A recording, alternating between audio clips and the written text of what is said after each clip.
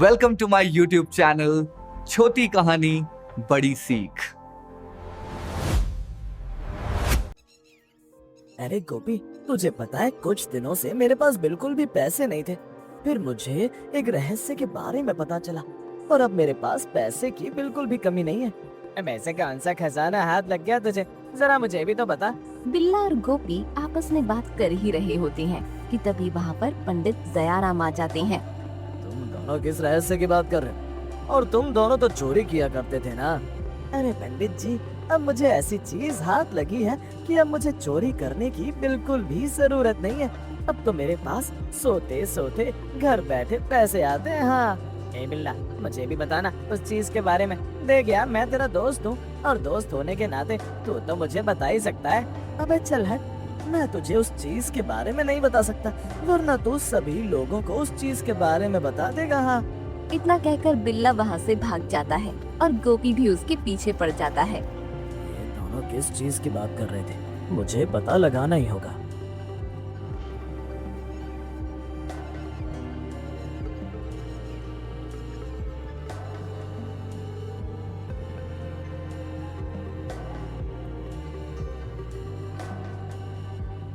अरे आप आ गए।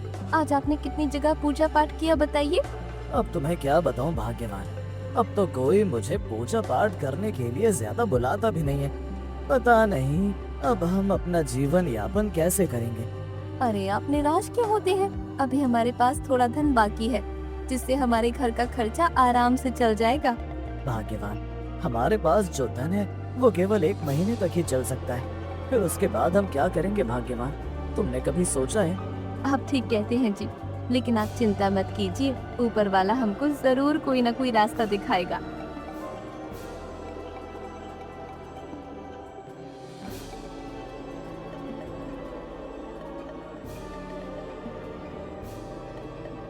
रात को जब दयाराम अपने कमरे में सोने के लिए जाता है, उसको नींद नहीं आती। बिल्ला और गोपी की बातें उसके कानों में बार बार टकरा रही थी। अरे इतनी रात हो गई है, आप अभी तक सोए नहीं और आप किस बात को लेकर चिंता में डूबे हुए हैं? भाग्यवान, आज जब मैं मंदिर से आ रहा था तभी मुझे बिल्ला और गोपी दिखाई दिए। आप उन्हीं बिल्ला और गोपी की बात कर रहे हैं ना, जिन्होंने पिछले साल मंदिर की मूर्ति चुराई थी? हाँ भाग्यवान, लेकिन बिल्ला और गोपी किसी रहस्य के बारे में बात कर रहे थे और बिल्ला कह रहा था कि उसे कोई चीज मिल गई है जिससे उसके पास घर बैठे पैसे आ रहे हैं। जी ऐसी कोई चीज नहीं होती, शायद वो आपको उल्लू बना रहे थे। अब आप सो जाइए, रात बहुत हो चुकी है। इतना कहकर सुमंत्रा वहाँ से चली जाती है। जरूर इसके पीछे कोई ना कोई राज है, मुझे पता लगाना ही होगा।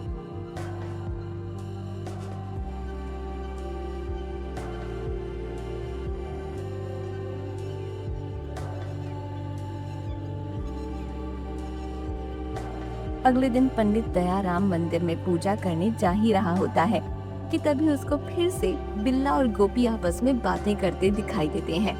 अरे गोपी, तुझे पता है कल रात को मैंने उस रहस्यमय चीज से 1 पोटली सोना मांगा और उसने मुझे 2 पोटली सोना दे दिया। क्या बात कर रहा है बे, 2 पोटली सोना? अरे तेरे तो मजे ही मजे हैं। भाई बिल्ला, मुझे भी बता देना उस रहस्यमय चीज के बारे में। बिल्ला और गोपी की बातें सुनकर पंडित दयाराम वहाँ आ जाते हैं और उनसे कहते हैं, तुम दोनों किस रहस्य की बात कर रहे हो? मुझे भी उसके बारे में बताओ, वरना मैं तुम्हारी शिकायत दरोगा जी से करूंगा। अरे पंडित जी, आप फिर आ गए और आप छिप छिप कर हमारी बातें सुन रहे थे। पंडित जी, लोगों की बातें सुनना अच्छी बात नहीं है। अरे बिल्ला, तू मुझे उस रहस्य के बारे में नहीं बता सकता तो कम से कम पंडित जी को ही बता दे उस रहस्य के बारे में। अरे अगर मैंने वो रहस्य पंडित जी को बता दिया तो पंडित जी माला माल हो जाएंगे और मैं नहीं चाहता कि पंडित जी मुझसे भी अमीर हो जाए। अगर मुझे वो रहस्य पता चल गया तो हमारी करीबी झट से दूर हो जाएगी। मुझे बिल्ला से वो रहस्य पूछना ही होगा। बिल्ला की बातें सुनकर पंडित दयाराम को लालच आ जाता है। अरे बिल्ला बेटा, तू मुझे उस रहस्य के बारे में बता सकता है, मैं उस रहस्य के बारे में किसी को नहीं बताऊंगा। ठीक है पंडित जी, आप इतना कह ही रहे हैं तो मैं आपको वो रहस्य बता ही देता हूँ। हाँ हाँ बिल्ला, जल्दी बता, मुझे भी उस रहस्य के बारे में जानना है। तो सुनो, हमारे गाँव में जो शमशान है उसके पास एक कुआं है। वो कुआं एक जादुई कुआं है। उस कुएं से तुम जो भी मांगते हो वो कुआं तुम्हें सब दे देता है, लेकिन वो पहले तुमसे कुछ मांग भी सकता है। हाँ, अरे हाँ, वो कुआं मुझसे जो भी मांगेगा मैं उसको देने के लिए तैयार हूँ। लेकिन ध्यान रहे पंडित जी, आपको कुएं के पास रात के समय ही जाना है, वरना कोई चमत्कार नहीं होगा। बिल्ला, तुम्हारा बहुत बहुत शुक्रिया। ठीक है, अब मैं यहाँ से चलता हूँ, मुझे मंदिर के लिए देर हो रही है। इतना कहकर दयाराम वहाँ से चला जाता है। गोपी, लगता है बकरा जाल में फंस गया। तूने एकदम ठीक कहा बिल्ला, अब चल दूसरा बकरा ढूंढने चलते हैं। बिल्ला और गोपी बहुत ही बड़े चोर थे।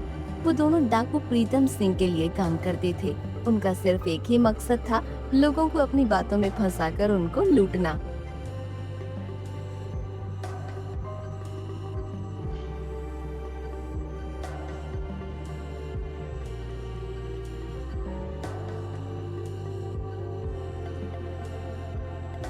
भाग्यवान, मैं कुछ काम से बाहर जा रहा हूँ, 1-2 घंटे बाद वापस लौट आऊंगा, ठीक है? लेकिन आप इतनी रात को कहाँ जा रहे हैं? अरे भाग्यवान, तुम मेरी इतनी चिंता मत किया करो। मैंने तुमसे बोला है ना कि मैं 1-2 घंटे बाद आ जाऊंगा। ठीक है जी, जल्दी आइएगा। और फिर पंडित दयाराम उस कुएं के पास जाने लगता है।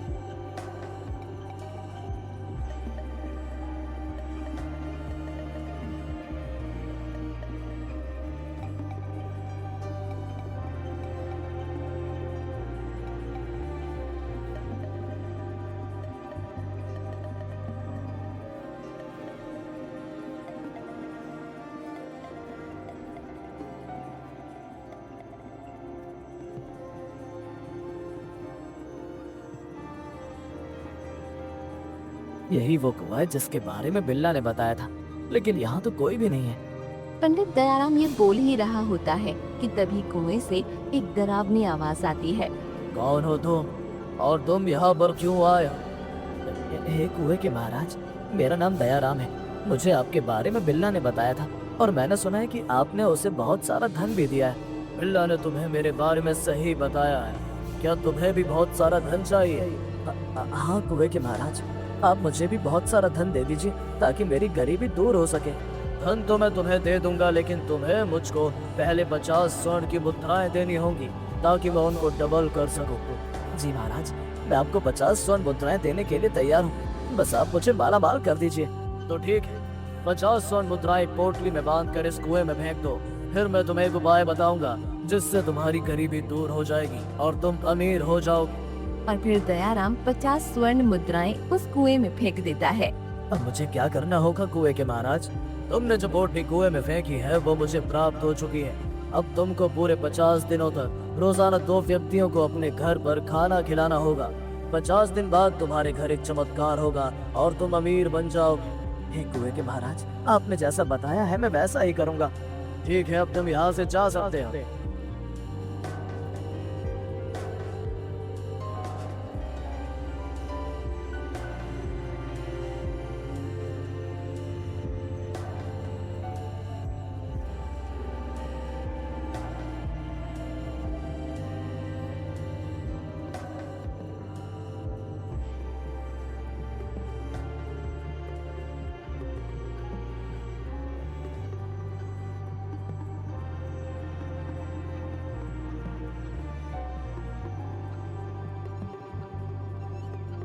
अगले दिन जब दयाराम मंदिर जाता है तो वो 2 व्यक्तियों को अपने साथ अपने घर पर भोजन कराने के लिए ले आता है। जी, ये दोनों कौन है? भाग्यवान, ये दोनों बहुत ही गरीब हैं और मैं इनको अपने घर भोजन कराने के लिए लाया हूँ। अरे, ये तो आपने बहुत ही अच्छा किया जो इन दोनों को यहाँ पर ले आए। पता नहीं ये दोनों कब से भूखे होंगे। अरे आओ आओ, अंदर आओ, इसे अपना ही घर समझो। और हाँ, पेट भर के भोजन करना, खाने में बिल्कुल शर्माना नहीं, ठीक है? आपका बहुत बहुत धन्यवाद पंडित जी, जो आपने हम गरीबों को अपने घर खाना खाने के लिए बुलाया। हम आपका ये उपकार जिंदगी भर नहीं भूलेंगे। अरे अरे, इसमें शुक्रिया अदा करने की कोई बात नहीं है भाई। भूखे को भोजन खिलाना तो बड़ा ही पुण्य का काम होता है। वो दोनों पेट भर कर भोजन करते हैं। भाभी जी, आपने बहुत ही बढ़िया खाना बनाया है, इसको खाकर तो दिल गार्डन गार्डन हो गया। और फिर वो दोनों व्यक्ति खाना खाकर वहाँ से चले जाते हैं। चलो, आज तो मैंने 2 व्यक्तियों को खाना खिला दिया। अब ऐसे ही मुझे 50 दिनों तक लोगों को खाना खिलाना होगा, फिर उसके बाद मैं इस गांव का सबसे धनी व्यक्ति बन जाऊंगा। हाँ,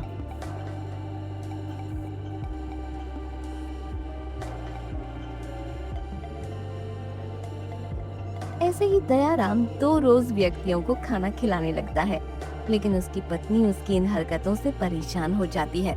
और फिर एक दिन, जी आप रोज रोज 2 व्यक्तियों को खाना खिलाने हमारे घर क्यों ले आते हो?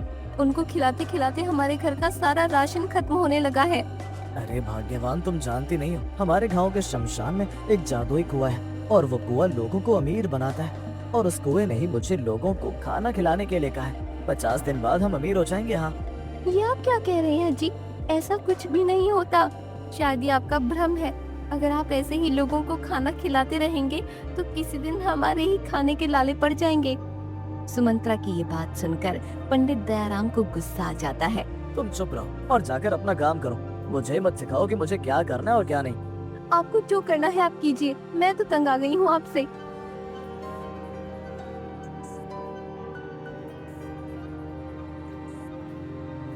ऐसे ही कुछ दिन बीत जाते हैं और फिर एक दिन दयाराम के घर सुमंत्रा का भाई विजय आता है।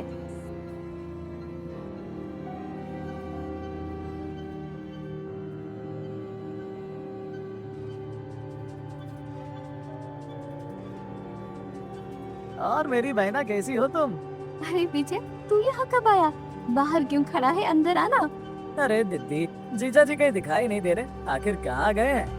अब तुझे क्या बताऊं विजय, लगता है तेरे जीजा जी सठी आ गए हैं। मैं तो तंग आ गई हूँ उनसे। क्या जीजा जी सभी आ गए? लेकिन कैसे? एक दिन जब तेरे जीजा जी मंदिर जा रहे थे तब उनको बिल्ला नाम का एक व्यक्ति मिला। उसने तेरे जीजा जी को एक जादुई कुएं के रहस्य के बारे में बताया और कहा कि उस कुएं से जो भी मांगो वो मिल जाता है। फिर आगे क्या हुआ दीदी? फिर तेरे जीजा जी उस कुएं के पास गए और उस कुएं ने उनसे कहा कि वो 50 दिन तक 2 व्यक्तियों को खाना खिलाएंगे, जिससे उनकी गरीबी दूर हो जाएगी। और तेरे जीजा जी रोज 2 लोगों को पकड़ कर ले आते हैं खाना खिलाने के लिए। अब तू ही बता मैं क्या करूं? जरूर उस कुएं में कोई ना कोई राज छुपा है, मुझे जल्दी पता लगाना होगा। तेरे जीजा जी 2 लोगों को लेकर आते ही होंगे। अब फिर से मुझे उनको खाना खिलाना पड़ेगा। अगर हम ऐसे ही रोज खाना खिलाते रहे तो एक दिन हमारे पास ही खाने को कुछ न बचेगा। दीदी तुम उसकी चिंता मत करो, मेरे पास इससे पीछा छुड़ाने के लिए तरकीब है। कैसी तरकीब विजय?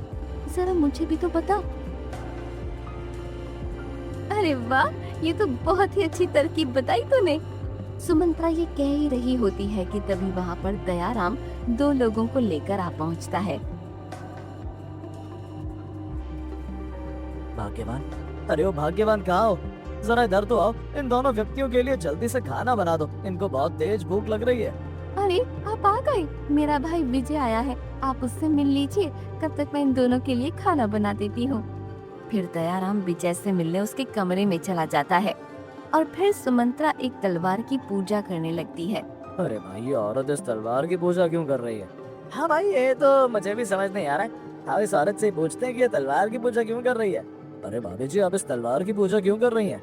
अरे भैया जी, हमारे घर पर जो भी खाना खाने आता है तो मेरे पति उनको इस तलवार से उनकी गर्दन काट देते हैं और पीछे नाले में फेंक देते हैं ताकि उनको शांति मिल सके। सुमंत्रा की बात सुनकर वो दोनों बहुत ज्यादा डर जाते हैं। अरे भाई, तभी मैं सोचूं कि इस पंडित ने हमें खाने पर क्यों बुलाया है। हाँ भाई, हमें जल्दी से यहाँ से निकलना होगा वरना पंडित आज हमारी भी गर्दन उड़ा देगा। अरे भागो रे। इतना कहकर वो दोनों वहाँ से 9-11 हो जाते हैं। अरे भाग्यवान, वो दोनों व्यक्ति कहाँ गए? क्या तुमने उन्हें खाना खिला दिया? नहीं जी, वो मुझसे ये तलवार मांग रहे थे तो मैंने उन्हें ये तलवार देने से मना कर दिया और वो दोनों यहाँ से चले गए। क्या वो दोनों चले गए? अरे भाग्यवान, तुमको ये तलवार उनको दे देनी चाहिए थी, हम दूसरी तलवार ले लेते। अब ये तलवार मुझे दो, मैं उनको देकर आता हूँ। और फिर सुमंत्रा दयाराम को वो तलवार दे देती है और दयाराम वो तलवार लेकर उनके पीछे चला जाता है।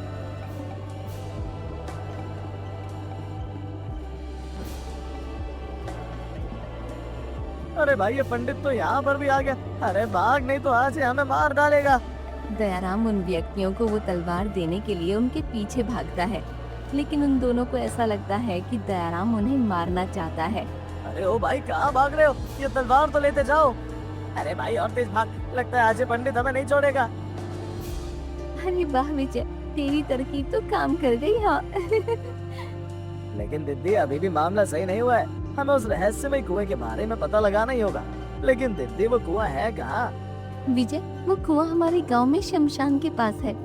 सुमंत्रा और विजय आपस में बात कर ही रहे होते हैं कि तभी वहाँ पर दयाराम आ जाता है। अरे आप आ गए, लेकिन आप तो ये तलवार उन व्यक्तियों को देने के लिए गए थे ना? हाँ भाग्यवान, लेकिन पता नहीं वो दोनों मुझे देखकर भाग गए और मैं उनको ये तलवार नहीं दे पाया। दयाराम की ये बात सुनकर विजय और सुमंत्रा मन ही मन मुस्कुराने लगते हैं। चलिए कोई बात नहीं, कल आप जब दूसरे व्यक्तियों को हमारे घर लाएंगे तो आप ये तलवार उनको दे देना। तुम ठीक कहती हो भाग्यवान।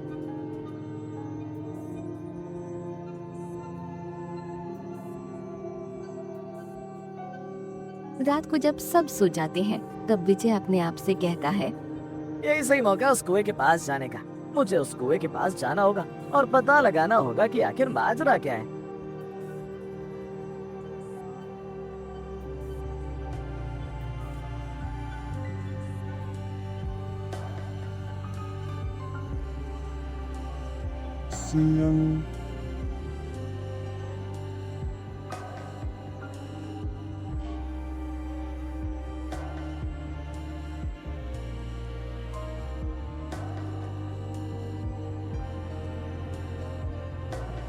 जैसे ही विजय उस कुएं के थोड़ा नजदीक पहुंचता है तभी वो देखता है कि बिल्ला और गोपी एक रस्सी के सहारे उस कुएं के अंदर जा रहे हैं। अरे ये दोनों इतनी रात को इस कुएं के अंदर क्यों जा रहे हैं? जरूर इस कुएं के अंदर कुछ है, मुझे भी इस कुएं के अंदर जाना होगा। जैसे ही विजय उस कुएं के अंदर जाने लगता है कि तभी उसको एक सुरंग दिखाई देती है और सुरंग के अंदर बिल्ला और गोपी जा रहे थे।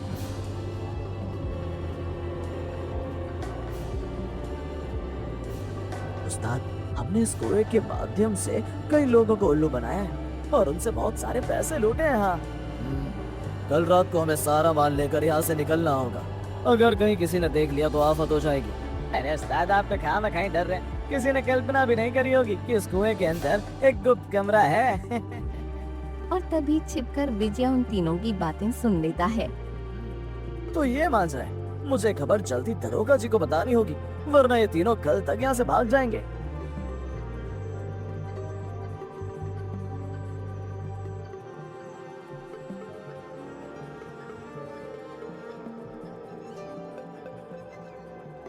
अगले दिन विजय ने सारी बातें दयाराम और सुमंत्रा को बताई। क्या उस कुएं के अंदर एक डाकू रहता है? हाँ जीजा जी, आप जिस कुएं को जादुई कुआं समझ रहे हैं वो असल में जादुई कुआं है ही नहीं, और उसके अंदर एक डाकू रहता है जो लोगों से उस कुएं के माध्यम से उनसे पैसे लूटता है। उस डाकू की ये मजाल, मैं उस डाकू को छोड़ूंगा नहीं। जीजा जी शांति से काम लीजिए, आज रात को हम दरोगा जी को लेकर उस कुएं के पास चलेंगे और उस डाकू को पकड़ लेंगे।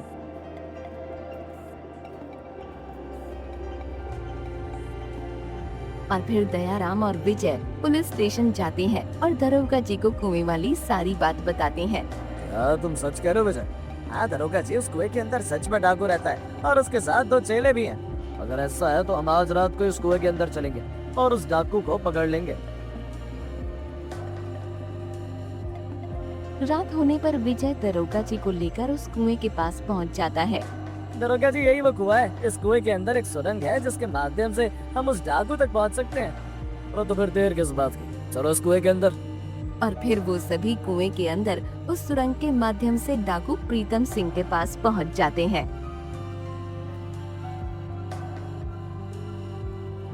अरे बिल्ला और गोपी, जल्दी से इन सारे रुपयों को इस बोरे में डालो। हम आज ही इन सारे रुपयों को लेकर यहाँ से भाग जाएंगे। प्रीतम सिंह ये कह ही रहा होता है कि तभी दरोगा जी में फायरिंग शुरू कर देते हैं। खबरदार, अगर यहाँ से कोई हिला भी तो। डाकू प्रीतम सिंह, अब तेरा खेल खत्म है बेटा, अब तुझे पड़ेगा जाना जेल। अरे अरे उस्ताद, ये पुलिस कहाँ से आ गई? हवलदार, इन तीनों को हथकड़ियाँ लगा दो। पिछली बार ये तीनों जेल से फरार हो गए थे, अब ये मेरे हाथों से नहीं बच सकते। हाँ, और फिर दरोगा जी उन तीनों को गिरफ्तार कर लेते हैं और डाकू प्रीतम सिंह ने जो भी माल लोगों से लूटा था वो सभी दरोगा जी लोगों को वापस कर देते हैं। विजय, अगर आज तू नहीं होता तो वो डाकू मेरे भी पैसे लेकर भाग जाता और हम कंगाल हो जाते। तेरा बहुत बहुत शुक्रिया विजय। अरे जीजा जी, शुक्रिया अदा करने की कोई जरूरत नहीं है, ये तो मेरा फर्ज था। भाइयों और बहनों, इस कहानी से हमें ये शिक्षा मिलती है कि हमें लालच में आकर कभी भी किसी अनजान व्यक्ति पर भरोसा नहीं करना चाहिए। अब मैं क्लियरली बोल रहा हूँ, चैनल को सब्सक्राइब करें। चैनल का नाम है छोटी कहानी बड़ी सीख। लाइक कीजिए, सब्सक्राइब और कमेंट भी कीजिए। धन्यवाद।